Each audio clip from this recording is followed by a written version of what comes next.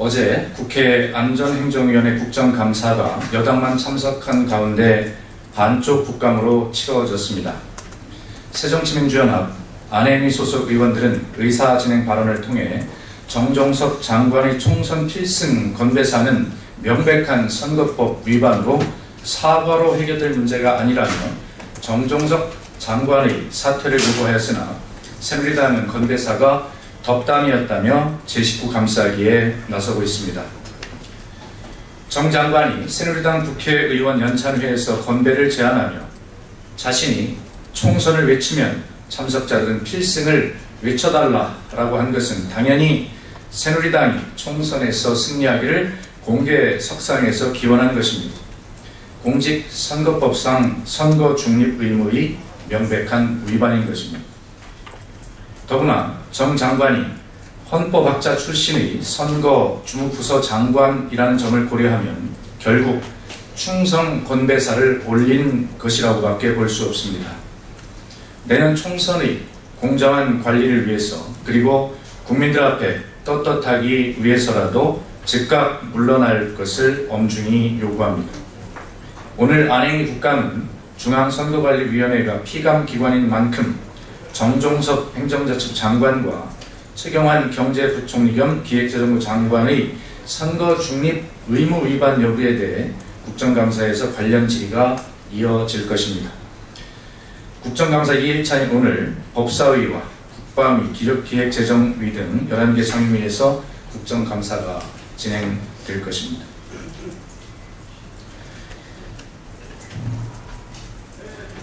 야당에게는 추상 같은 잣대, 여당 대표 사위는 집행유예, 대한민국 사법부와 검찰의 정의는 무엇입니까?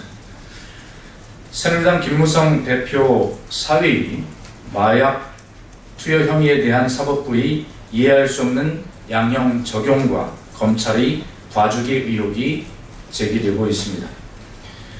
김무성 대표의 둘째 사위는 2011년 12월부터 지난해 6월까지 서울 시내 유명 클럽과 지방의 휴양 리조트 등지에서 15차례에 걸쳐 마약류를 투약한 혐의로 기소되었는데 지난 2월 1심에서 징역 3년에 집행유예 4년을 선고받았습니다. 징역 4년에서 9월 6개월 사이인 양형 기준의 밑도는 판결이었지만 사법부와 검찰 모두 항소하지 않았습니다.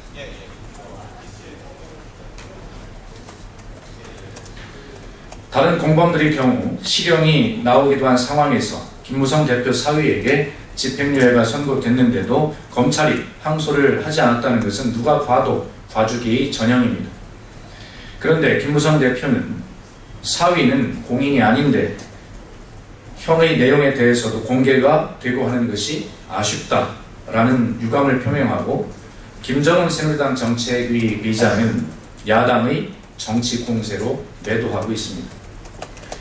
지금 포털사이트와 SNS에서 검찰과 법원의 봐주기에 우리 국민들이 얼마나 공분하고 있는지 김무성 대표와 새누리당은 정녕 모르고 있다는 말씀입니까?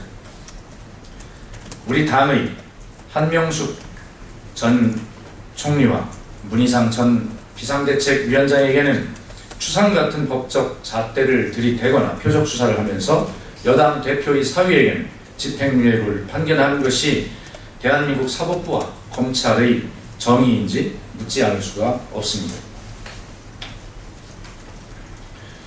박근혜 대통령과 새누리당은 국정교과서 밀실 추진을 즉각 중단해야 합니다.